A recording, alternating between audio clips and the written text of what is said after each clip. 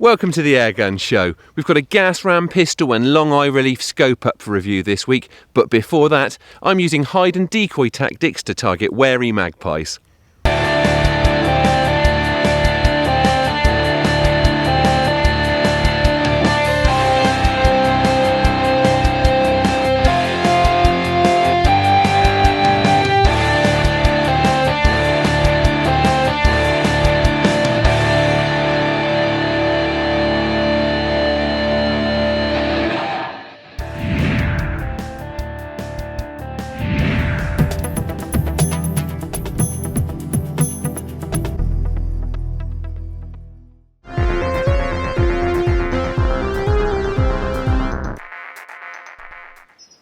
I'm out this morning on a woodland permission that's managed exclusively for wildlife conservation.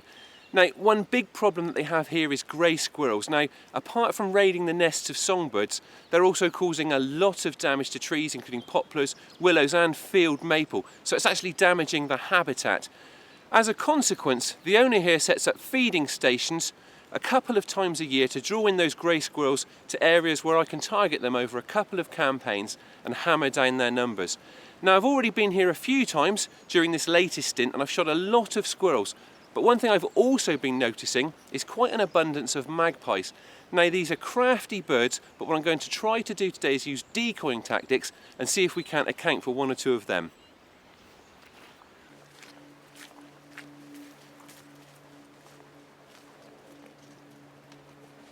Although I'm setting my sights on magpies, I'm not actually going to use a magpie decoy. Rather than trying to draw the birds in with one of their own kind, I'm planning to stir them up with an unwelcome intruder. Right, well, I'm using a little owl decoy. Now, these tactics tend to work very well at this time of year during the early spring when magpies are thinking about nesting. They're very, very territorial birds.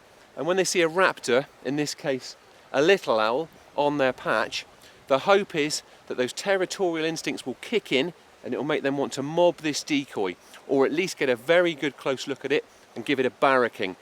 Now, hopefully during that time they'll be too distracted by the decoy to see me in the hide and I'll be able to get a shot in. That's the plan anyway. Right, one point worth mentioning: when you're choosing a decoy like this, go for one with very piercing black and yellow eyes, because that seems to really signify that bird of prey that really triggers that territorial instinct in those magpies. Right, let's get back to the hide. Fortunately, I don't need to go to the trouble of building a hide. I set this one up for squirrel shooting some time ago, so the local wildlife has had plenty of time to get used to it. Apart from being well positioned to cover the feeding station, it should also put me in the right place if the magpies show up. Right, the hide I'm using was actually set up with the squirrel feeder in mind. It puts me about 25 metres away from that. Now, I've set it up, I've incorporated it into a bank, which gives it quite a decent backdrop. I've also got a high seat that was already here, and I just thought I'd try to incorporate that just to try and hide any straight, unnatural looking edges to my hide. They're straight edges that are already being taken for granted here. And behind me I've just stuffed in a few hazel offcuts from some recent coppicing works here, just to break up my outline a little bit to anything that's looking in through the front of the hide. Now, apart from putting me within range of the squirrel feeder, this hide also puts me within range of what I hope will be some city trees that will prove useful if my decoy tactics work. I've got tall looming oaks and ashes here. They're quite nice open trees, and my hope is that if any corvids are attracted by that owl decoy, they'll flight into those trees before they have the confidence to drop down to the ground, and that's when I'll get chances at them. Now, this is quite a sparse hide for targeting sharp-eyed corvids, but it's been in position for several weeks now, so my hope is that they're just taking it for granted. However effective the hide is, there's no getting away from the fact that magpies are very suspicious and twitchy birds. So with that in mind, I've put the shot track camera on the scope today. Now, my thinking is that if Nikki's trying to get the big camera trained onto them, if they come in, that's extra movement that's probably going to catch their eye, blow our cover before I get a chance to take a shot. But if I've got this scope mounted camera and I can flick that on, hopefully that will give us a chance of capturing those kills without spooking the birds. So I just need to get my face covered up now, and hopefully that decoy will work its magic. It's easy to get lulled into a false sense of security when you're shooting from a hide, but sharp-eyed corvids don't miss a trick. Even though I'm hidden behind a screen, it's still important to wear a head net to keep my face and eyes out of sight. There are already crows calling in the distance. These corvids are even more of a menace than magpies, so I'll be taking them if they fall for the lure of the little owl.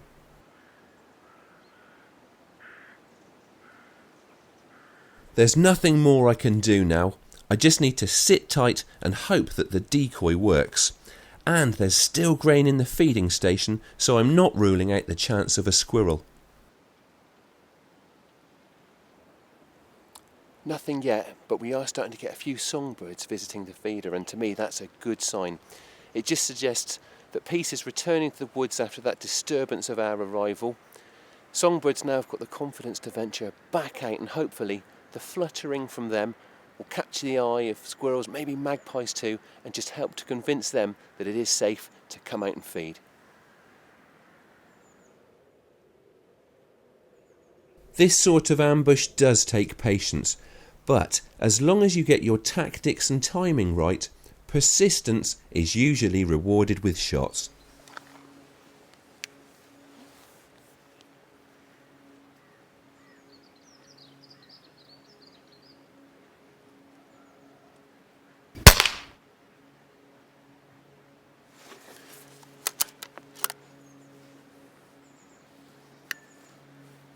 Well, that one kicked up a hell of a spray of grain as that pellet hit home, and it actually looked like it was going to expire in the feed tray. Thankfully, it flopped off, and it's actually sploshed down into the stream that's just in front of the feeder. Now, it wasn't a magpie, but I'll take that for a start.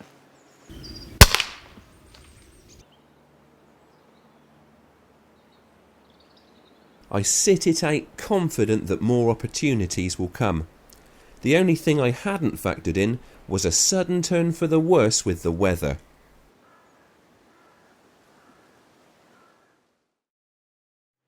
We've just had a really chaotic hour. We sat here, weather was looking fine, almighty rainstorm kicked in. Now we dashed out of it as quickly as we could just to save the camera gear from getting wrecked. We've taken advantage of the time, we've had a quick brew in the car, let the weather pass over. It's looking great again now, so fingers crossed we'll get some more action.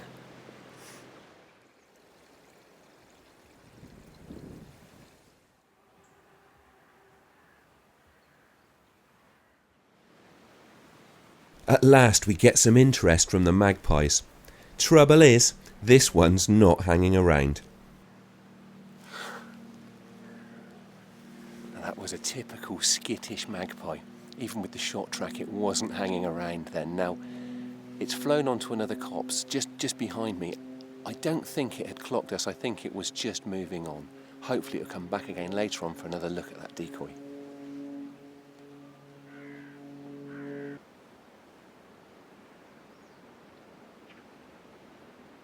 It's not long before I get another chance at a magpie, and this one looks more settled.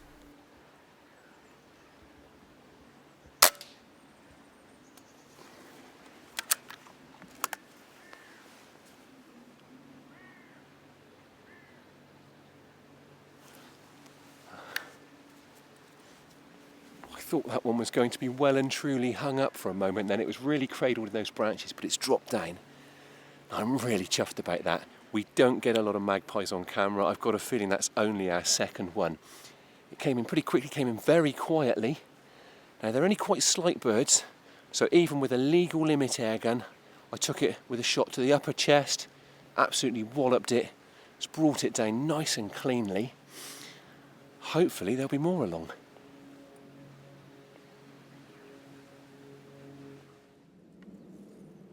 Although I'd really wanted to set out my stall for magpies today, it turns out to be the squirrels that are most obliging. On the feeder, mate.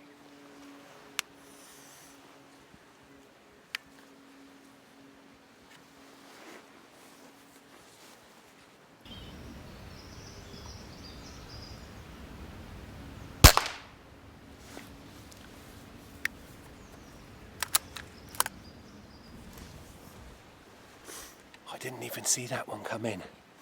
Looked round, it's just on the side of the feeder there. I was going to wait for it to come down and have a proper feed, but it looked pretty settled. I've smacked it off the tray with a good solid whack to the head. That takes us up to a pair of squirrels, and it also sounds like it's really stirred at the magpies. I can hear them calling again.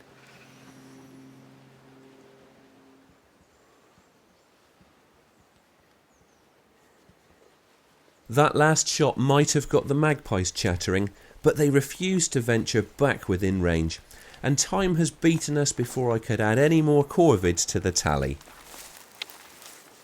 Right, we're going to have to wrap this session up now.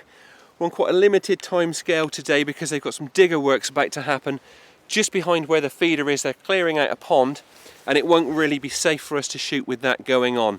Now, although that rainstorm did hit a hole into the session, I'm pleased with how it's gone. Always glad to get a magpie for the cameras. And we've also taken out 2 more squirrels, so it's less nest robbers here and less tree damage too. Right, let's go and pick up what we've had.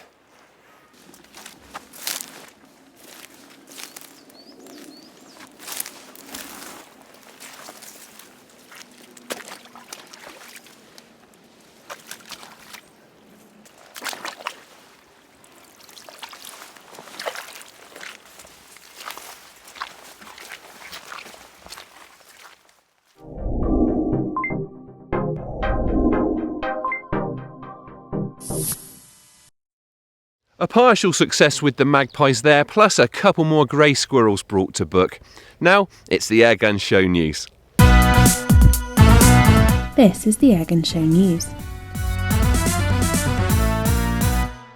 Airgun videos are back to normal after falling victim to an apparent YouTube purge 2 weeks ago. In a situation being dubbed as Airmageddon, several major channels received strikes against their content for apparently breaching community guidelines. Some even got taken down altogether.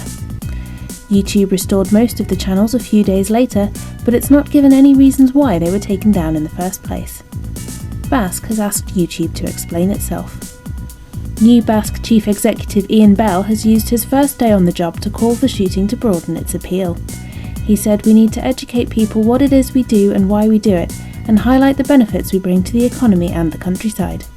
And he said we should also help people who might not traditionally think about shooting get involved in the sport. The more we do this, he said, the more our voice will be heard. Shooting's going to be even more important to the environment after Brexit. That's what Basque has told the government in response to its 25-year environmental plan.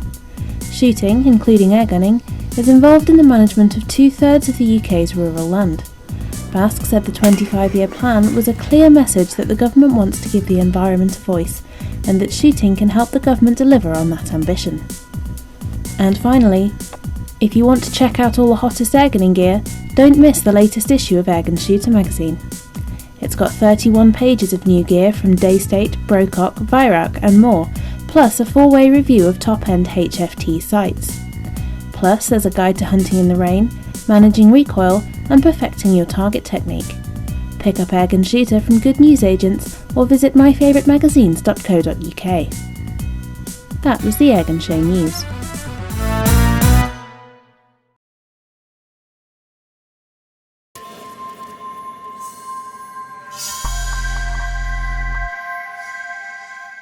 We've got a couple of review items on the test bench this week, and they go together to make a brilliant plinking combo. It's the AirForceOne Tornado N-RAM pistol and the PAO Topaz long eye relief pistol scope. Starting with the pistol, it retails for £119.99. That's not cheap, but I still think it's fair to class it as an affordable pistol. It feels very solidly built, and the finish of the metalwork is good for a pistol at this price point. Unscoped, it weighs just under 1.5 kilos, and it's 45 centimetres long. That makes it a relatively large pistol, but thanks to its sculpted hardwood grips, which feature checkering on either side, it feels good in the hand and it's nice and steady on aim. Available in 177 and 22 calibers, the Tornado kicks out a muzzle energy of around 5.5 foot-pounds, certainly close enough to the legal limit for my liking. Being a relatively powerful pistol, the cocking stroke does take a bit of effort. However, the cocking aid at the front of the barrel, which also serves as a sound suppressor, really helps by providing a good solid grip. The N-RAM in this pistol's name refers to its nitrogen ram, gas ram power plant. Its firing cycle feels fast, but it's still not as snappy as a lot of gas rams that I've used. Loading is direct to the breech, and you can quickly get into a shoot, cock, load, shoot routine, which makes for great fun on the plinking range. The Tornado's trigger is a two-stage unit. While I would have preferred a metal blade to the plastic one, I will concede that it's more than adequate for a plinking pistol. On the test gun, the first stage is short and light, and the second stage is pretty heavy. That said, it is about right because the last thing you want on a plinking pistol is a hair trigger. There is a bit of creep in its operation, but it's still very predictable. A button-type safety catch sits just above and behind the trigger blade, perfectly positioned for easy operation with the thumb and index finger. It's a manual setup, and you push it in from the left to make the gun safe, and then push it back from the right when you're ready to shoot. The Tornado comes fitted with fibre optic open sights. The red front element is shielded by the barrel shroud to prevent it from getting knocked. The green rear element is adjustable for windage and elevation. You'll need a small screwdriver to make elevation adjustments, but you can quickly shift the windage by means of the small dial on the right hand side. The open sights give sufficient accuracy for plinking, though it did take me a while to find a pellet that really suited the rifled barrel of the 177 caliber test gun. RWS Super Points eventually emerged as one of its favourites, producing decent groups at 15 metres. The review gun also came supplied with a PAO Topaz long eye relief pistol scope, which retails for £89.99. That long eye relief makes this scope absolutely perfect for pistol use because it's designed to be used at arm's length. At 244mm long and weighing just 335 grams, this scope is a good size match for this pistol. Unfortunately, the supplied low mounts aren't quite high enough to keep the rear bell clear of the rear sight, so I've had to use a higher set. PAO's slimmer 2x20 long eye relief pistol scope should be a better choice for this pistol. Once you've got it mounted though, this is a great little scope. Nitrogen purged, it's waterproof, fog-proof and shock-proof. This is the 2:8x32 model, and that zoom range is just about perfect for plinking. The mil-dot reticle doesn't really come into play when you're shooting at arm's length, but the finger adjustable windage and elevation turrets are great, making for quick and easy tool-free adjustment. This is no match pistol, and it's not supposed to be, but it is accurate enough to justify the addition of this bright little scope. With the Topaz fitted, I was able to achieve some very handy groups at 15 metres while shooting rested. If you're looking for a plinking pistol to enjoy some fun gunning in the backyard as the evenings start getting longer, the AirForceOne N-RAM Tornado from the shooting party won't disappoint. It's a solidly built pistol that should last for years. On top of that, it packs a real punch without making too much noise, so it shouldn't get on your neighbour's nerves.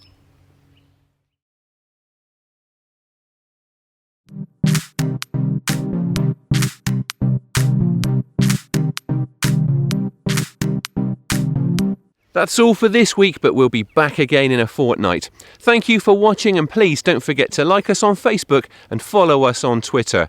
And if you aren't already a member of the BASC, have a look at their website and check out the benefits you could be taking advantage of through Airgun membership.